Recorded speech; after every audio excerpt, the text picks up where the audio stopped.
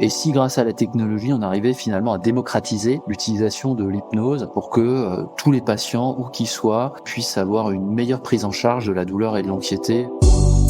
Bienvenue dans Minds and Machines, le rendez-vous de la technologie au service de la santé mentale. Animé par Arnaud Bressot, développeur IA et passionné de psychologie. Rejoignez-nous à chaque épisode pour découvrir des innovations, des spécialistes et des histoires inspirantes.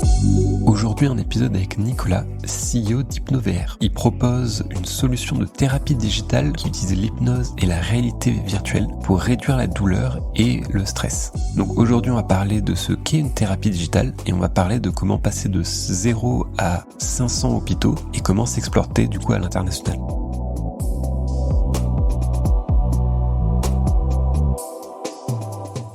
Bonjour Nicolas, merci d'être parmi nous ici aujourd'hui. Est-ce que tu peux un peu te présenter pour les personnes qui ne te connaissent pas encore ? Alors bonjour Arnaud, donc ravi d'être avec toi aujourd'hui.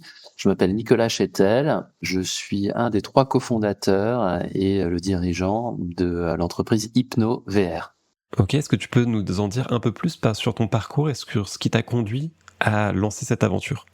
Mon parcours, en fait, avant de cofonder HypnoVR avec mes 2 associés, le docteur Graff et le docteur Chauvin, en 2016, mon parcours, il s'est fait totalement en dehors de la santé. Comme j'étais un newbie de la santé quand on a démarré HypnoVR ensemble.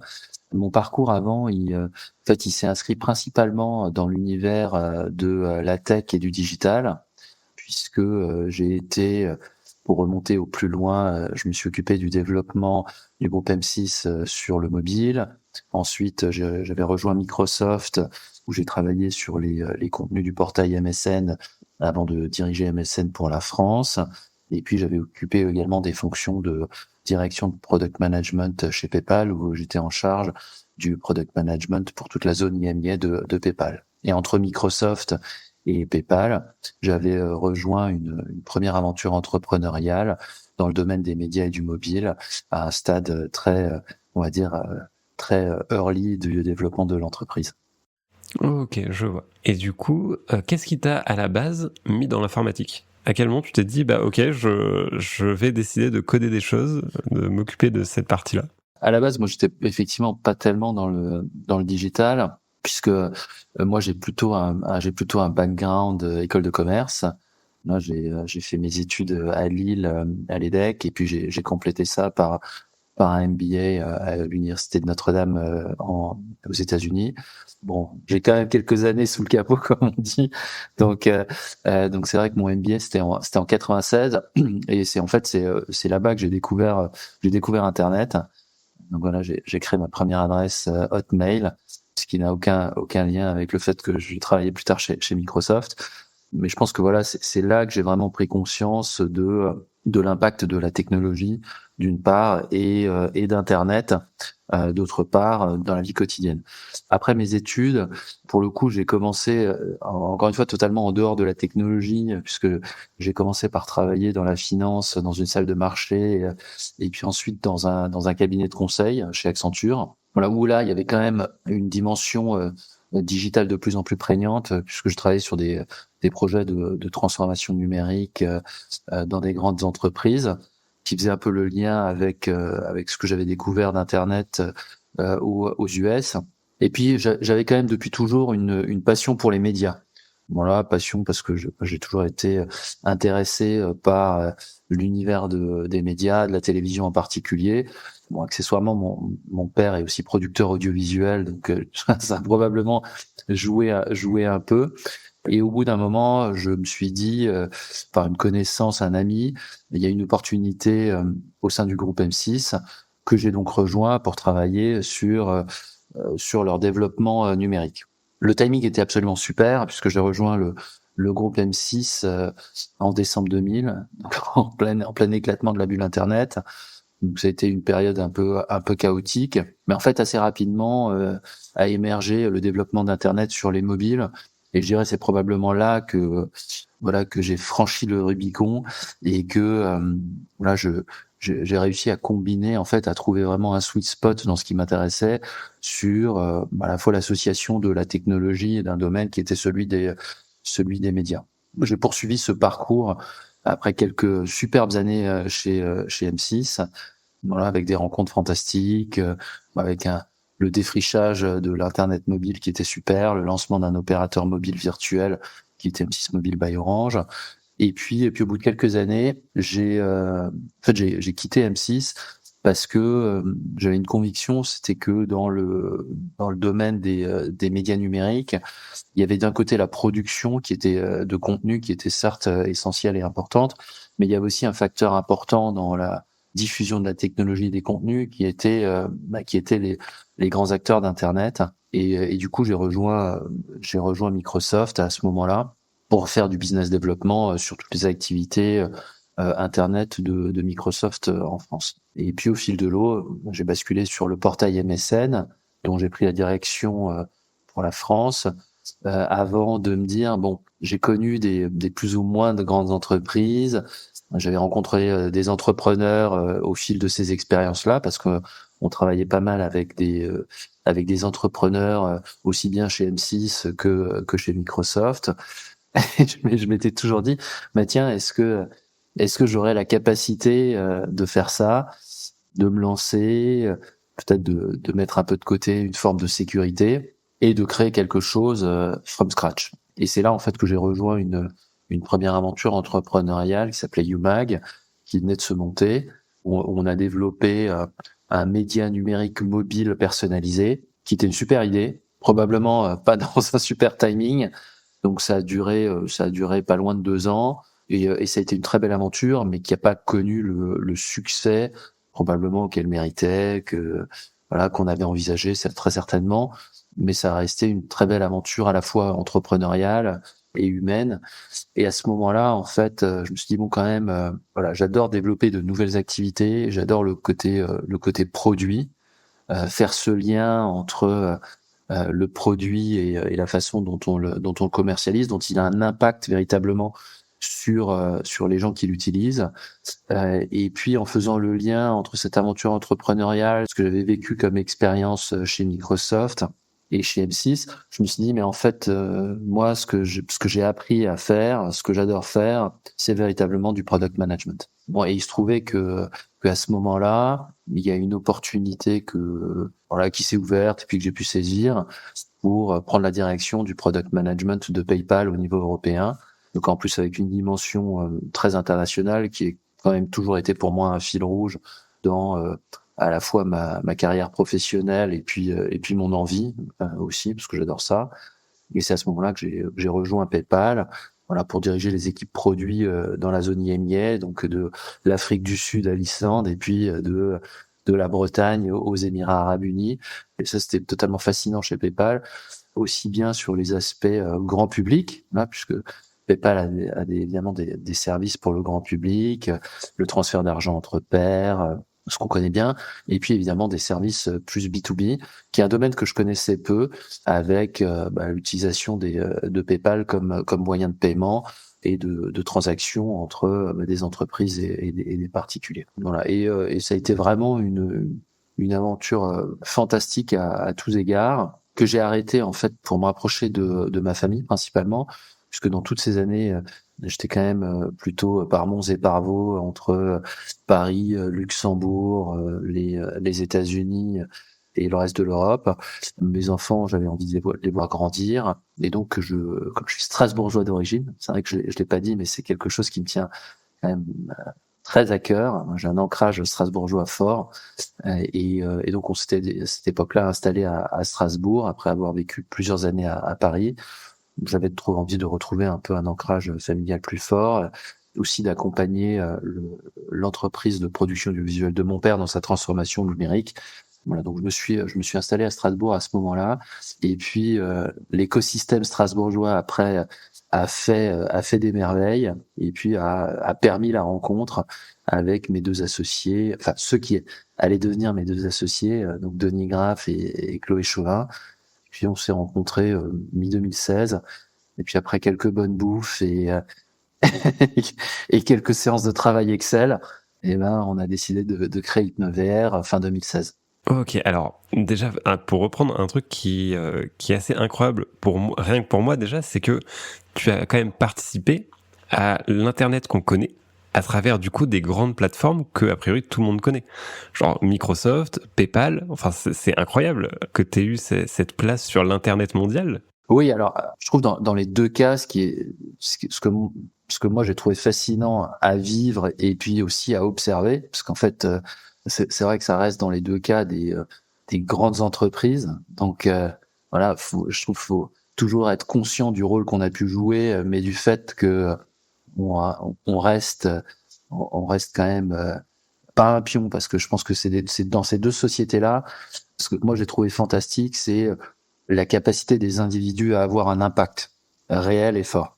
C'était vrai déjà chez M6, qui est certes une taille un peu moins importante que Microsoft, mais aussi que PayPal, mais dans ces trois entreprises, ce que j'ai toujours adoré et admiré, c'est finalement, peu importe la taille, il y avait un environnement qui favorisait la prise d'initiative, qui favorisait la prise de risque, qui donnait en fait aux individus, aux collaborateurs, l'opportunité de prendre des risques pour avoir un impact.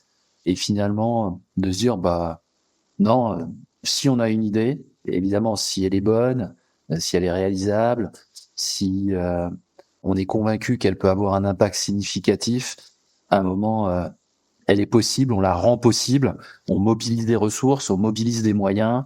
C'est vrai de moyens financiers, c'est vrai de moyens techniques, c'est vrai aussi de soutien de la part du management. Et c'est ça qui permet véritablement voilà, aux individus de contribuer à une dynamique d'entreprise.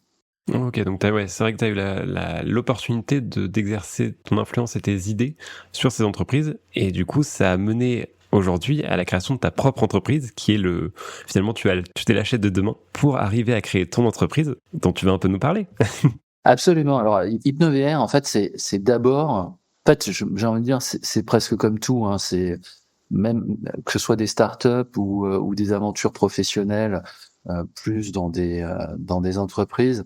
En tout cas, me concernant, ça a toujours été des histoires de rencontres. Chez M6, un copain qui connaît quelqu'un, et l'étincelle, elle est comme ça. Chez Microsoft, un peu pareil. Chez PayPal, c'était totalement pareil. Et finalement, HypnoVR, c'est ça. HypnoVR, l'étincelle, c'est une rencontre. Voilà, c'est quelqu'un qui connaît quelqu'un et qui se dit, bah tiens, moi je te connais Nicolas, dans la technologie, t'as fait deux trois trucs dans le passé, dans le business, t'as fait deux trois trucs dans le passé, dans la santé, t'y connais strictement rien. Alors ça, pas eu de mal à confirmer, hein. Mais en faisant le parallèle derrière, cette personne qui disait, bah je connais aussi deux médecins. Bon, la technologie, a priori, c'est pas tellement leur truc, le business, pas forcément non plus. Bon, en revanche, la santé, ils connaissent vraiment bien. Et puis, il y a cette idée qui avait émergé au sein d'un hackathon, qui est un hackathon bien connu dans le domaine de la santé et qui se passe à Strasbourg, qui s'appelle le Hacking Health Camp. Et Denis et Chloé, donc le docteur Graff et le docteur Chauvin, eux, ils utilisaient l'hypnose au bloc opératoire depuis de nombreuses années pour traiter la douleur et l'anxiété. Et ils s'étaient dit, bah tiens, c'est quand même un peu bizarre, cette technique, elle marche très bien pour nous, elle marche très bien pour nos patients. Pourtant, elle a du mal à prendre à grande échelle. Et si, grâce à la technologie, on arrivait finalement à démocratiser l'utilisation de l'hypnose pour que tous les patients, où qu'ils soient, eh ben, ils puissent avoir une meilleure prise en charge de la douleur et de l'anxiété lorsqu'ils viennent au bloc opératoire. Et donc, on s'est rencontrés à ce moment-là pour se dire, bah tiens, est-ce qu'au-delà de cette idée, est-ce qu'on arriverait à en faire quelque chose qui passe de l'idée à la réalisation, et puis ensuite de la réalisation à la démocratisation. Et franchement, il y avait quand même déjà 9 chances sur 10 pour qu'on s'entende pas. Bon, visiblement, la personne qui est Catherine Lédic, qui nous avait mis en relation, elle nous connaissait bien tous les trois pour faire en sorte pour que ça matche un minimum. Et puis à partir du moment où bah, ça matchait, voilà, on prenait du plaisir à se voir pour travailler ensemble sur le projet. À un moment, on est arrivé à la question fatidique de bon, ça fait 6 mois qu'on bosse. Maintenant, il se passe quoi?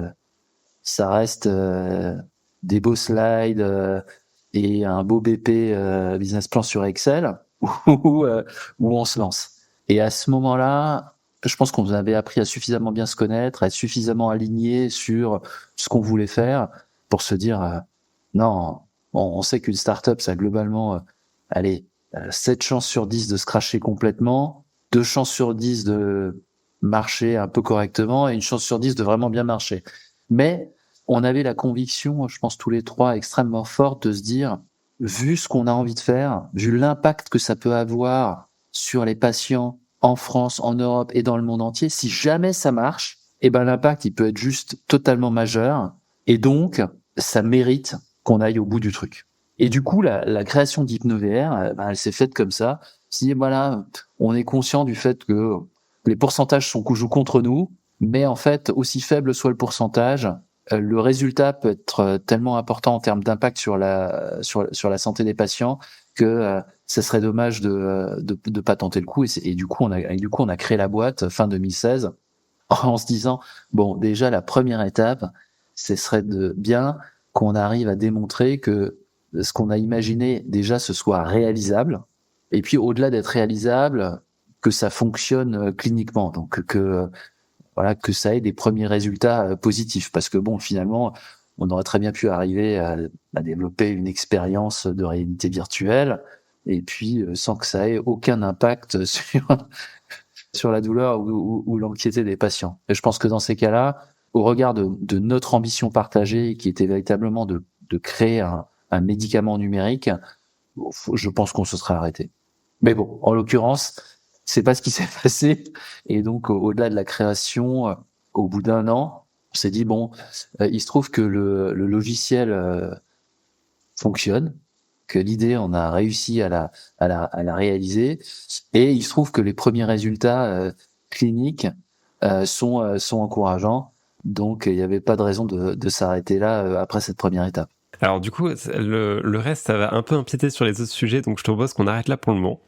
Petite pause pour vous demander de laisser un avis si le podcast vous plaît, et suggérez-moi des invités en commentaire pour de futurs épisodes. Ça m'aide vraiment. On reprend.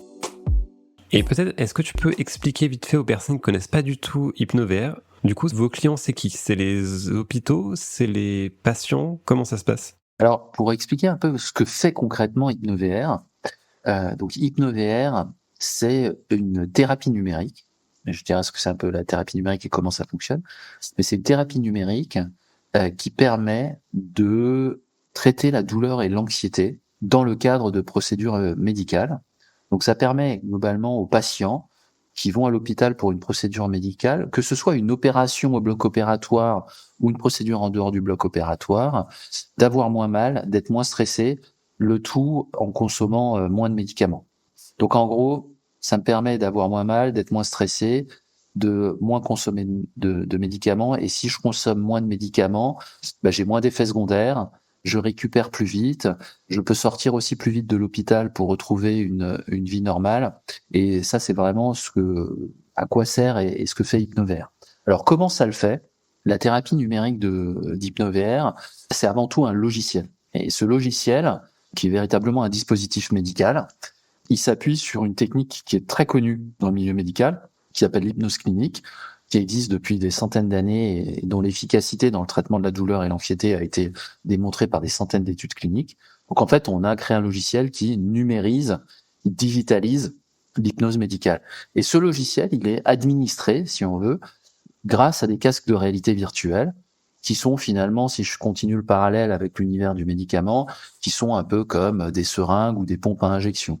Donc la façon dont ça se passe, c'est quand un patient il arrive à l'hôpital ou une clinique ou même dans un cabinet dentaire pour avoir un soin ou être traité ou avoir une procédure, de la même façon qu'on va l'équiper pour le préparer à cette procédure, on va lui installer le casque de réalité virtuelle sur la tête, on va paramétrer un certain nombre d'éléments qui vont rendre la séance véritablement personnelle et qui vont permettre d'emmener le patient dans un monde de confort et de sécurité qui est véritablement le sien et dans lequel il va avoir une sensation de confort, de sécurité, donc de moins de douleur, donc de moins d'anxiété pendant toute sa procédure médicale. Alors, tu as un peu évoqué les thérapies digitales. C'était du coup notre premier sujet qu'on va un peu approfondir. Du coup, donc vous, HypnoVR, vous êtes une thérapie digitale, mais c'est un terme du coup qui est arrivé relativement récemment, il me semble. Alors, tout dépend de qu'est-ce qu'on appelle récemment, parce que c'est probablement le terme de thérapie digitale, il a probablement pris un essor, il s'est probablement développé on va dire dans les 6-7 dernières années. Voilà. Est-ce que nous, on était tout au début quand on a créé Hypnovea en 2016? Probablement pas. Voilà, mais c'est un terme qui s'est démocratisé probablement ouais, dans les 10 dernières années. Je pense que ce qui est important en fait dans la notion de thérapie digitale, en fait, c'est les deux termes. C'est thérapie et c'est digital. Donc peut-être pour commencer par digital, ça veut dire quoi? Ça veut dire qu'on utilise des solutions numériques qui peuvent être du logiciel, du matériel, une combinaison des deux pour finalement accompagner des patients dans leurs soins. Alors pourquoi thérapie? Parce qu'en fait le digital ça sert à plein de choses et pas forcément et y compris dans la santé sans être forcément des thérapies. Mais pourquoi des thérapies? Parce que quand on parle de thérapie digitale, il y a les outils digitaux qu'on utilise, mais il y a surtout un effet thérapeutique qu'on cherche à avoir. Et ça, je pense que c'est une des grandes distinctions, un des facteurs vraiment clés de la thérapie digitale, c'est on revendique clairement un effet thérapeutique. Nous, en l'occurrence, c'est une meilleure gestion de la douleur et de l'anxiété. Donc ça veut dire quoi? À partir du moment où on revendique un effet thérapeutique, ça veut dire que on est capable de le démontrer.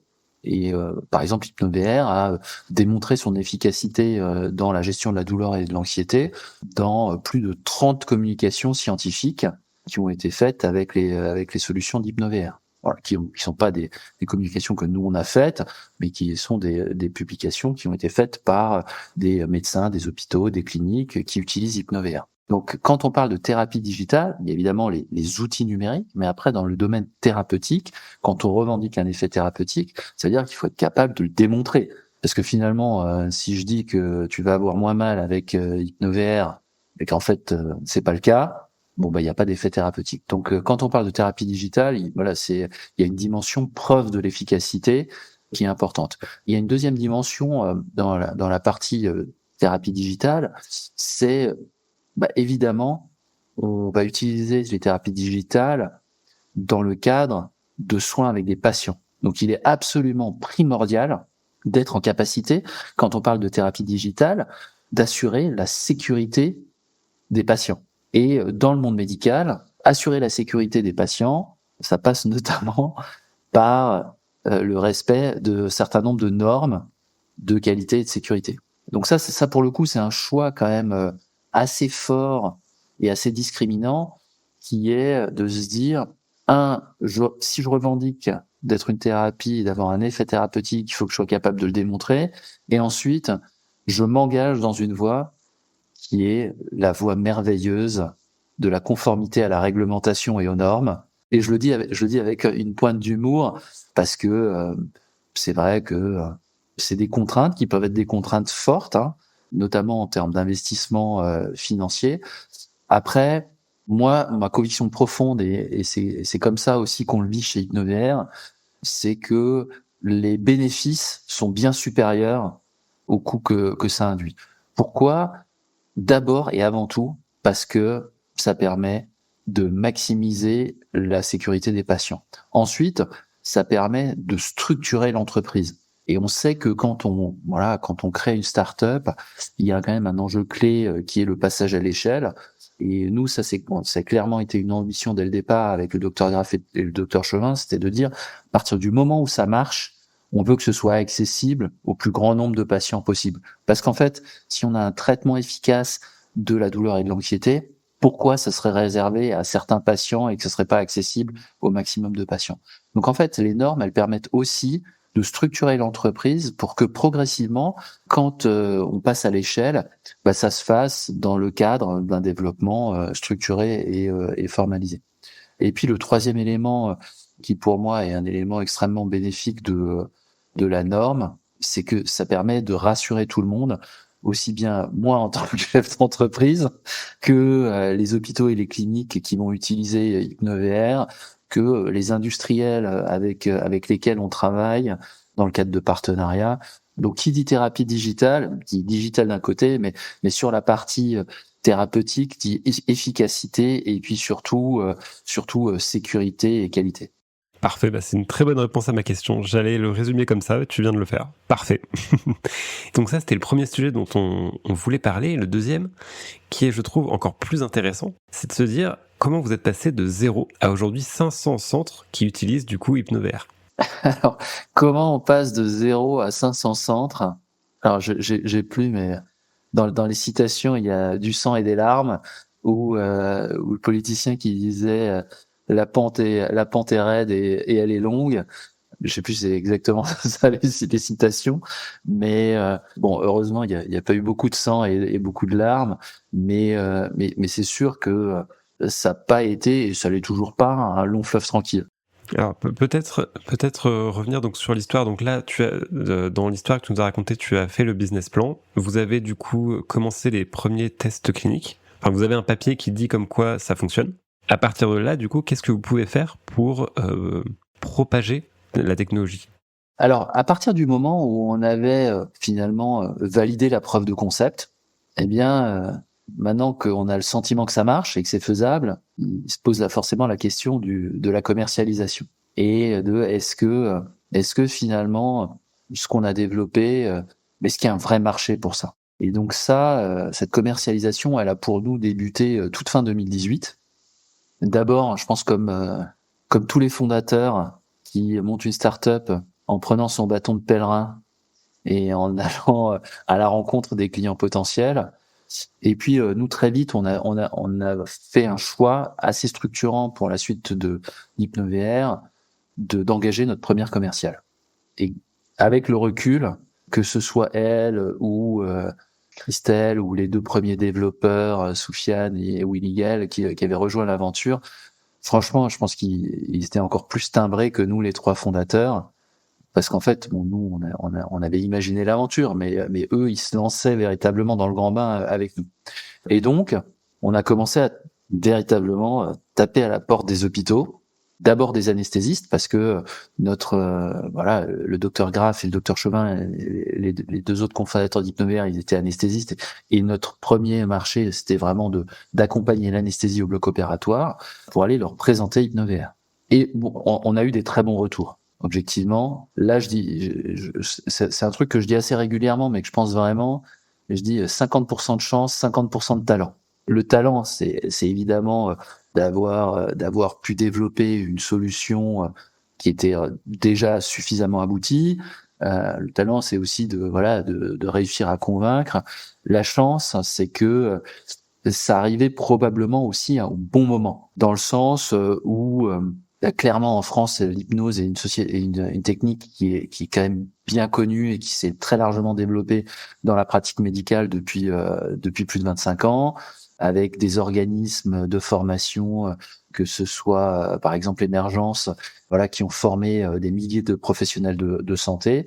Et puis la technologie de la réalité virtuelle, dont on se demande toujours si si c'est vraiment un truc grand public ou pas, mais la réalité, c'est que les fabricants de matériel de réalité virtuelle avaient quand même fait beaucoup d'efforts marketing pour évangéliser la solution. Donc, quand on est arrivé face aux professionnels de santé, ils connaissaient l'hypnose, ils connaissaient globalement la réalité virtuelle, et du coup, ils étaient aussi à l'écoute de ce qu'on avait à leur montrer.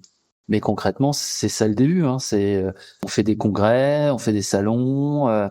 On contacte des gens, on va les voir, on montre, on écoute, et puis tout d'un coup on a les premiers clients. Et là on se dit bon, ça quand même c'est assez incroyable parce que bon, on a imaginé un truc, déjà on a réussi à le faire, ensuite on a réussi à faire en sorte que ce soit efficace, en tout cas qu'il y ait des premières preuves cliniques, et maintenant il y a même des gens qui sont prêts à payer pour le produit et le service. Donc ça, c'est vrai que franchement, c'est assez magique. Et là, on se parle de ça, fin 2018, début 2019, il y a 5 ans. Si on se replace à cette époque-là, le matériel de réalité virtuelle, franchement, c'est pas du tout ce que c'est aujourd'hui. Hein. Donc c'était quand même, j'irais pas jusqu'à comparer ça avec, tu vois, aujourd'hui il y a l'iPhone et puis avant il y avait les téléphones à clapet. Avec des écrans minuscules en noir et blanc, c'était pas tout à fait ça, mais franchement, il y avait quand même un gros écart entre le matériel de réalité virtuelle à l'époque et celui qu'on connaît aujourd'hui. Et donc là, c'est quand même assez grisant parce qu'on se dit, bah, dis donc, voilà, on a réussi à faire ce truc, ça fonctionne cliniquement, les gens ont envie de l'utiliser, ils sont prêts à payer pour, donc on continue à le vendre. Et puis au bout d'un an, on se dit bon, c'est pas mal hein, quand même ce qu'on a réussi à faire. Donc c'est à ce moment-là que voilà qu'on a levé des fonds aussi, que qu'on a embauché quelques développeurs en plus, quelques commerciaux en plus. Et puis fin 2019, on se dit bon, pour une première année quand même, c'est pas mal. C'est jamais ce que t'avais imaginé. Tu te dis oh, ça pourrait aller plus vite. Ouais, c'est quand même plus compliqué que ce qu'on avait imaginé. Faut pas se raconter d'histoire non plus, mais c'est pas mal. Puis tu te dis puis là quand même, alors là après cette première année-là en 2020, franchement, on va faire un carton jusqu'en mars, où il y a un léger virus qui débarque, et où, les hôpitaux ferment leurs portes, globalement, et où, deux, toi, tu parlais quand même majoritairement, nous, on parlait majoritairement à des anesthésistes réanimateurs, et puis bon, pendant le Covid, ils avaient clairement d'autres priorités que d'essayer d'utiliser Hypnovr. Donc bon, là, c'était quand même, c'est une période déjà comme beaucoup d'entreprises, mais surtout comme beaucoup de gens qui ont été impactés. Enfin bon, clairement Hypnovr c'était à ce moment-là, c'était clairement secondaire. Mais en fait le truc qui a été assez marquant, c'est que déjà pour moi il y a deux choses à ce moment-là. C'est la première chose, c'est qu'on a vu la résilience de l'équipe. C'est-à-dire que les collaborateurs d'Hypnovr à ce moment-là, on a vu que ils étaient profondément attachés à la raison d'être d'Hypnovr, à l'objectif qu'on poursuivait, qui était véritablement voilà, d'améliorer la prise en charge de la douleur et de l'anxiété des patients, et que ça, en fait, ça perdurait au-delà de la crise du Covid. L'autre truc qu'on a vu aussi, c'est que clairement, dans cette période-là, il fallait continuer à soigner les gens. Puis il y avait aussi des tensions sur les produits d'anesthésie et sur la disponibilité des anesthésistes, et que donc finalement, une solution comme Hypnovr, elle avait aussi un certain nombre d'atouts, y compris dans ce contexte absolument catastrophique et dramatique de crise sanitaire du Covid. Et à ce moment-là, en fait, nous, on a pris conscience que Hypnovr, c'était à la fois une solution qui était adaptée pour le contexte du bloc opératoire et l'anesthésie, mais que ça allait bien au-delà. Okay, donc on a fait le dos rond, on a fait comme beaucoup de monde, on s'est occupé de nos proches, des collaborateurs, on a fait le dos rond. Alors, on a surtout été très à l'écoute des professionnels de santé qui nous disaient soit on a besoin de vous, venez, et voilà, il y a des collaborateurs qui prenaient toutes les précautions qu'il fallait pour aussi permettre aux professionnels de santé de soigner les gens, et puis aussi écouter les gens qui nous disaient non, en fait, là c'est pas du tout le bon moment. Voilà. Et donc on a traversé 2020 comme ça, et puis en 2021, on s'est dit bon, on a quand même vécu une crise sanitaire ensemble. On a aussi vu que Hypnovr, y compris dans ce contexte de crise, pouvait aider. Donc maintenant, voilà, quelque part, on repart de plus belle. Et le développement s'est poursuivi en 2021, en 2022, avec chaque fois un élément très important, c'est finalement vendre des dispositifs. C'est super. On est comme toutes les entreprises, il faut payer les factures à la fin du mois, les salaires, etc. Mais aussi une prise de conscience extrêmement forte qui est de dire c'est une technologie. C'est un changement de pratique, et que pour que cette technologie et ce changement de pratique, ce soit pas juste un truc cool qui arrive dans un service et qui, au bout de 3 mois, dit bon bah c'était cool, mais en fait ça reste dans un placard. Si on veut que ça s'ancre durablement dans les pratiques, il fallait accompagner ces usages. Et donc nous on a toujours eu à cœur, je pense toute l'équipe chez Hypnovr, de se dire en fait on est certes focalisé sur le fait de convaincre qu'il faut utiliser Hypnovr, mais aussi sur accompagner les équipes de soins à faire en sorte que ça s'ancre dans leurs pratiques et dans leurs usages, pour que ça devienne un réflexe finalement, de la même façon que un jour j'ai une de nos clientes qui m'a dit tu sais moi en fait c'est simple maintenant quand je vois mes patients, j'ai mon stéthoscope autour du cou et ma mallette Hypnovr sous le bras. Et ça pour moi c'est une grande source de fierté, parce que voilà, ça veut dire que elle est convaincue de l'impact positif que ça a sur sa pratique, sur ses patients, et qu'on a réussi ce truc de l'ancrer dans la pratique quotidienne. Et je crois que c'est comme ça que progressivement, patiemment, parce que ça prend beaucoup de temps. On arrive à passer de 0 établissement équipé à 100, à 200 et puis à plus de 500 avec depuis aussi 12, 18, 24 mois, une vraie prise de conscience qui est que HypnoVR, c'est super pour les patients français, mais en fait, c'est super pour les patients en Europe et les patients du monde entier. Et ça, on a pu le voir au travers de salons internationaux auxquels on a pu participer, que ce soit Medica à Düsseldorf ou Arabelf à Dubaï. Après, faut pas se raconter d'histoire. Ça demande toujours beaucoup plus d'efforts, beaucoup plus de temps que ce qu'on avait imaginé.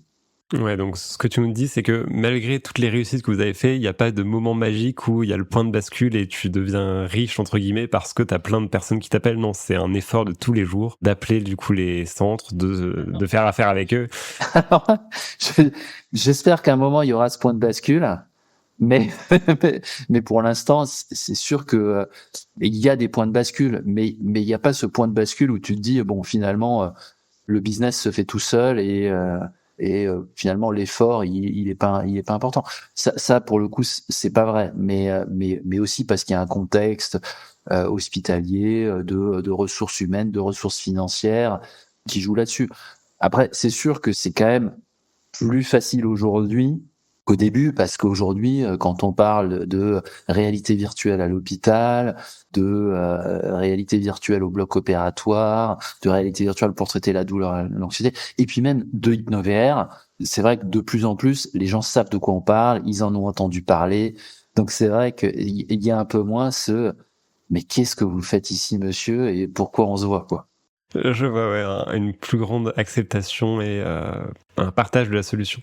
Alors, je te propose du coup qu'on termine cette interview avec une question que je trouve très importante qui est, au travers de toutes tes années d'expérience, qu'est-ce que tu as appris? C'est quoi les choses que tu penses qui sont importantes que les gens qui écoutent ce podcast retiennent? C'est quoi les leçons de vie que tu as à partager? Alors, je pense que pour le coup, il y a plusieurs trucs importants. Peut-être le premier, c'est qu'on fait jamais rien tout seul. Jamais. Que ce soit la famille, les amis, les relations qu'on tisse dans la durée au travers de nos expériences professionnelles. En fait, sans tout ça, franchement, il se passe rien. On n'a pas l'énergie, on n'a pas l'écoute, on n'a pas le soutien. Voilà, franchement, il se passe pas grand-chose et franchement, même s'il se passait grand-chose, ce serait, de mon point de vue, beaucoup plus triste, voire franchement que ça vaudrait pas la peine de vivre des aventures professionnelles, on va dire, en solitaire. Le deuxième élément, c'est quand même à la fin de la journée, s'il y a personne pour utiliser le produit ou le service que tu développes, ça sert à rien en fait. Très cruel, mais très vrai. Pour moi, en fait, après, voilà, il peut y avoir c'est cruel et probablement caricatural ce que je dis parce que voilà, il y a des esprits absolument brillants qui font de la recherche, qui fait avancer le monde, etc. Donc ça rentre pas du tout dans ce que je viens de dire là, mais dans le cadre de l'entreprise, à la fin de la journée, je peux considérer que j'ai le meilleur produit du monde ou le meilleur service du monde. S'il n'est pas utilisé, franchement, ça sert pas à grand chose.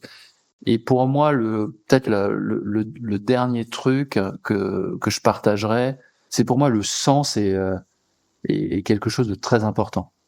Ce que je veux dire par là, c'est que quand on fait quelque chose à titre professionnel qui a du sens, certains diront qui apporte du plaisir, je pense que ça change vraiment radicalement la relation qu'on a au travail.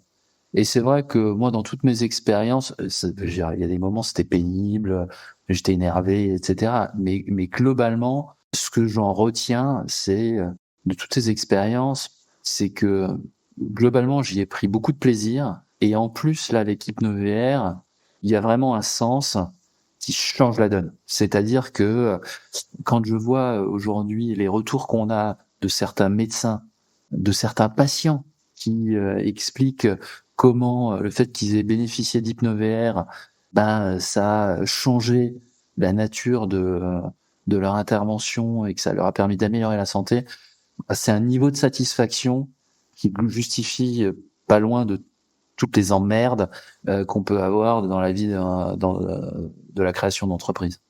Merci beaucoup pour tes réponses. C'était vraiment super intéressant. Bah écoute, merci à toi pour ton invitation. Voilà, et j'espère que les auditeurs trouveront le podcast aussi intéressant, que ça a été un plaisir de le faire avec toi. C'est déjà la fin de cet épisode. Merci de l'avoir écouté jusqu'au bout. Vous pouvez nous soutenir en mettant 5 étoiles sur le podcast et en nous proposant des idées d'invités en commentaire.